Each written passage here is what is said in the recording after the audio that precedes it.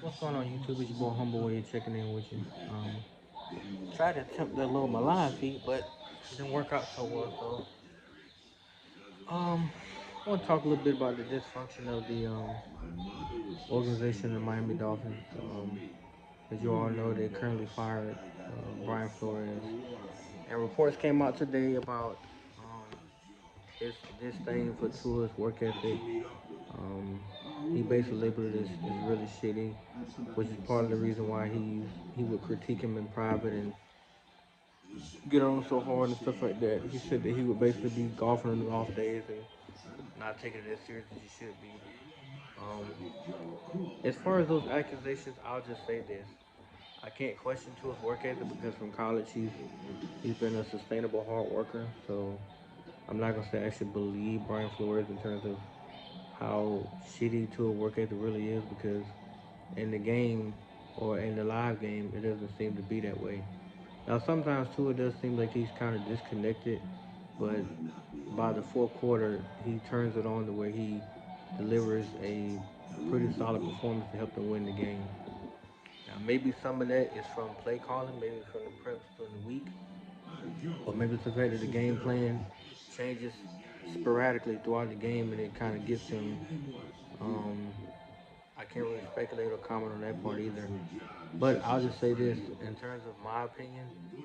I know the Deshaun Watson rumors, trades, and stuff like that was really, really starting to get to the kid. It seemed like week after week he had to sit there and defend himself about being asked how did he feel about the rumors as if his answer was supposed to change. And by him just saying all I can do is work on me, what else is he supposed to say? You know, what else can you say if somebody keeps asking you, how do you feel about, the organization moving on from you and possibly trading for, you know, a player of a better caliber than you who's been in longer, who's much more accomplished, who has, buku yards and touchdowns ahead of you. What else can you say? What else do you want them? What else do you want that person to say? So it became apparent that him and Flores' relationship had strained to the point that it was reported at the Titans game at halftime that Tua basically cussed him out in the locker room and said you can't treat players like this because according to Mike Gronkowski after the game, they asked him did the game plan actually change or was it adjusted um, during halftime? Did they adjust the game plan to modify what they were doing against the Titans? And he abruptly said no, we didn't change anything. We came back out there with the intent to throw and continue to throw and throw some more. And that's the reason why you saw that horrible, horrible game Tua put on display. I mean, 18 for 38 is straight up trash. But because of his head coach and what his coach wanted, that's what he did. So, regardless of how Brian Flores may have felt about Tua and his work ethic, it is his job to make sure that the players are on the same page on all facets of the game, not just on defense. And it seems to be that in the last 3 years that he's been there, that's the number one side of the ball that he was mainly focused on. Which is why you see the coming and going of different offensive coordinators. You see Chan Gailey, he resigned and then he hired two offensive coordinators to quote unquote help Tua out. But they ended up backfiring because they were never on the same page throughout the season. It was always a different play call, a different set of calls that they both would put into his ear, which I'm pretty sure is confusing because if you prepping a certain script throughout the week and if you're telling him one thing but you actually calling another, that's got to be confusing. And as you saw in the first drive, most of those were scripted where they went down the field. I'm not gonna say they're scripted because if you call plays and they actually work, that's not a script. It's just they had a certain script of plays that they thought would work against a certain line defense, and that what the defense gave them, and they ran those plays to perfection to get down the field and score. Now after that, I don't know if the offensive coordinator started actually just willy nilling it or winging it or trying to throw things against the wall hoping they stick. But you could see that the offense faltered from the first to the third quarter, and starting the fourth quarter, you can kind of tell that he would eventually take over that game. Like down the stretch, he would make plays that, I mean, that basically helped them win. Like the game last week against the Patriots. It was two critical third downs that they had to convert in the fourth quarter, and he made it with his legs, not with his arm. And the two runs that he converted, no receiver was open. They were still running their routes when the pocket collapsed. Still running their routes now, while the pocket's collapsing on him, not giving him anyone to throw to.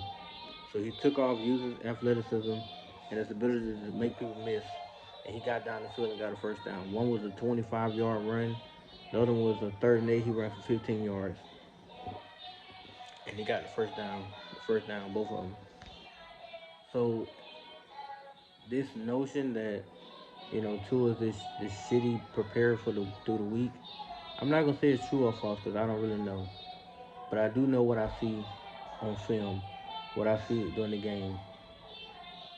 He has a passion about winning, regardless of how Flores may have felt about his work ethic. The kid wants to win, and maybe he didn't do it to Flores' standard. Who knows? But if that was Flores' biggest flaw, biggest concern with Tua, then why didn't he try to get him help? Why didn't he try to get him what was needed around him to actually make the offense better? Why upgrade one side of the ball without the other? Because his only claim to fame for offense was Waddle. Outside of that, he can't say he drafted no he can't say he brought in or drafted no other player that's complimentary on offense to Jalen Waddle. Now he brought in Will Fuller, who they had very high hopes for, but you saw from Houston he was injury prone. And what happened right on right on cue? He broke his finger and was out for the rest of the year, which I don't think they're gonna be bringing him back. But he broke his finger. He was gone the rest of the year, and that was one of the deep threats Tua could have used out there on that field. You could put him on the outside and put Water in the slot. You could have a field day with defenses because the safety has got to respect Will Fuller's speed. So if he can just continue to go down the field and the safety gonna basically bail out to go chase him, then guess what Waddle's gonna do? He's gonna occupy the middle of that field. So you run a go route, then you run a post route. The safety got to make a choice. If you go to the post route, touchdown Will Fuller. If you go to the post with the go route, touchdown Jalen Waddle. Because I guarantee that second safety gonna try to come down to the box. He's gonna try to occupy what's below, what's beneath. So if Waddle gets behind him, it's a wrap. And Tua gonna throw a dart to give Waddle a touchdown. But that's just the way I look at it. Because offensively, they could have made a whole lot changed. But I see they didn't throughout the season, and it got worse and worse and worse. At some points, it got hard to watch because you watch the defense. Yeah, the defense wasn't great. They gave up stupid points. I felt like, but they did go out there and do their job in terms of stopping the opponents from scoring.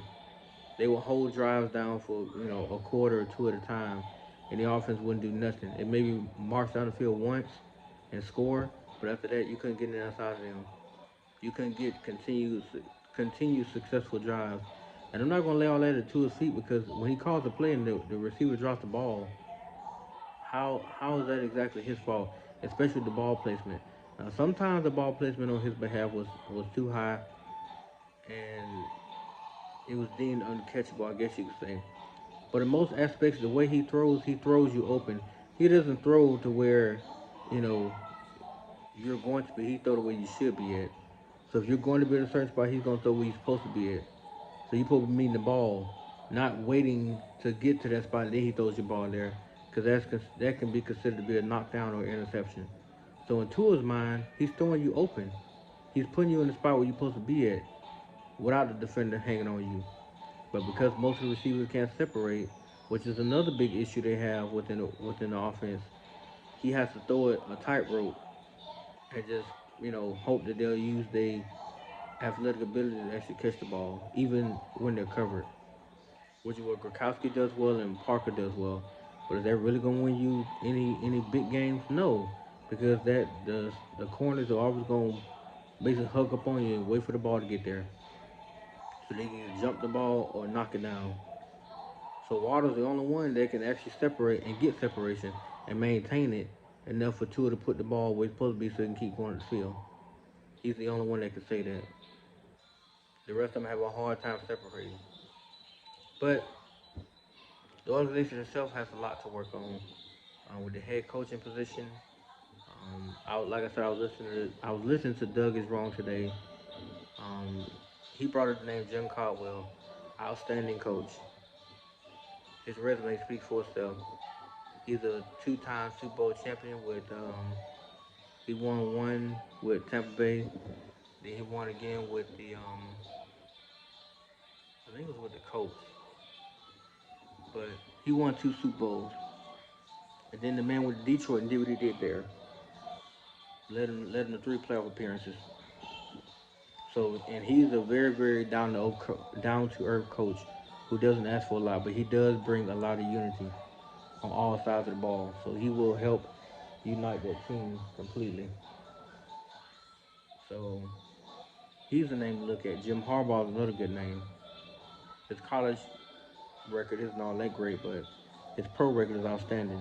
You know, three NFC championship appearances and a Super Bowl appearance.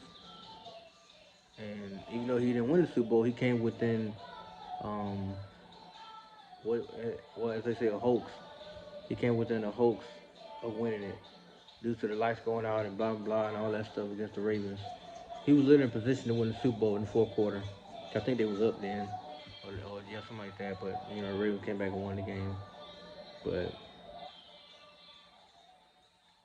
he's a real good coach. And Doug Peters is another good coach because he actually won with the Eagles, but 3 years ago. And even though he got fired for Philly, I feel like that was just stupid. But he's another real good name. But the people they're trying to interview now, you know, Kellen Moore and Brian Dable and stuff like that, it's not making any sense because none of them have been head coaches, and you don't need another rookie head coach to be put on the job, not knowing anything, not having much experience, especially with being a head coach, and then you thrust them into the situation of leading a soon-to-be third-year quarterback coming into the league and a defense that's predicated to get turnovers and at best trash-ass offense. That's not a good recipe. You need a proven coach that's gonna come in there, fix the issues going on with the personnel, fix the issues going on all sides of the ball, and put together this team so they can win games in the beginning of the season as well as toward the end. They're gonna have little hiccups here and there, but it won't be a sustainable, losing streak going on. Because imagine they bring another rookie head coach in there, then they let's say they win the first game, maybe even the second game, but then they go on a 4 or 5 game losing streak. Doesn't make any sense. You should be able to maintain some kind of momentum, whether you win three and lose one or whatever, but don't have it to where you're losing more than you're winning. That's not gonna be good because everybody will get the boot then, including Tua himself. But I feel like the Dolphins are poised to make a deep run next season. All they need is a few players on offense. The biggest concern all season, besides hiring a head coach, is getting the offensive line together. Get a couple of veterans. You got $75 in cap space. Use that damn money and buy you a few linemen. Get some dependable linemen. If I was them, I'd go after Trent Williams, the, the, the big the big proven guard that was a Washington Redskin, or he was on the Washington football team. I'll go after somebody like him. I forgot who he's with now. I think it was with Seattle, but um, get somebody like him, or there's a few names that's out there that's real good offensive lineman. But he's the first one to come to mind because he called himself Silverback. That's the reason why. But try to get you some dependable offensive lineman that's going to, gel the offensive line, make it better, and give two or more time to allow the play to develop so you can find the open person. And then help that run game get off going to a great start. Because this season we saw it. The running game was non-existent, especially week one. They couldn't run the ball. If you can't run the ball, guess what happens? You gotta throw the ball a whole lot. If you can find that balance, 25, 30 runs, 25 passes, that is perfect. That means the 25 passes Tua does get, he makes them count. But the 30 the 30 rushes, you get 200 yards, you can win a game. You can stay in the game to win the game. And you let your young quarterback deliver the victory for you. There you go. He puts up 250 to 300 yards a game next season and stay away from committing turnovers. Minimize that, chops it from, he had 10 this year, chop it from 10 to about 3, and there you go. That's a recipe for winning. And you'll win a whole lot of games. You could be looking at going 13-4, possibly 14-4 by the end of the season, or 30, yeah, 13-4 or 14-3, something like that. Maybe even possibly 12-5. That's still a pretty good record. So it's all about what the organization's trying to do moving forward. Which, if I'm them, like I said, I'm going after a real respectable, knowledgeable coach, and then I'm going after my line, and then I'm gonna get me a playmaker, a receiver that I know that's gonna make a difference, not just a name.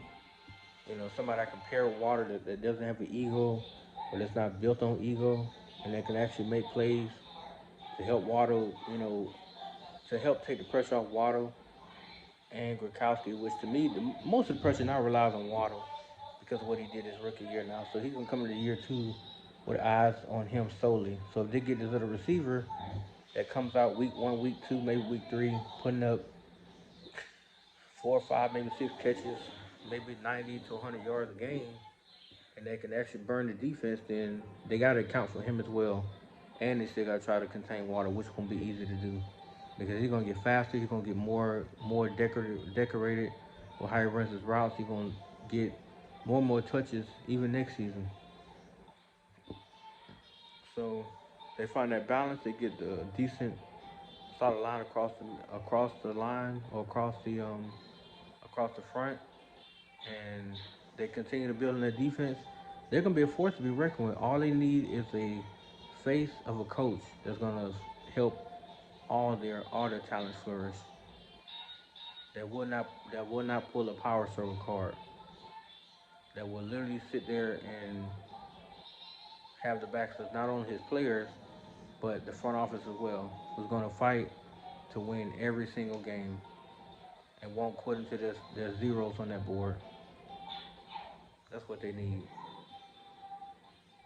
Because what I want to see them next year do is make the playoffs, not as a wild card, but make the playoffs, get a playoff home game. And then if you can somehow get past that, make you a nice little playoff run. Go to divisional. If you happen to win the divisional game, then move on to the AFC Championship game. If you happen to win that, oh man, the Super Bowl gonna be off the chain. Well, it won't be in Hard Rock Stadium, but at least they can bring all the fans to wherever they're going. And the Dolphin fans travel heavy, so it'd be an incredible feeling seeing them make a deep, deep playoff run and possibly end up in the Super Bowl.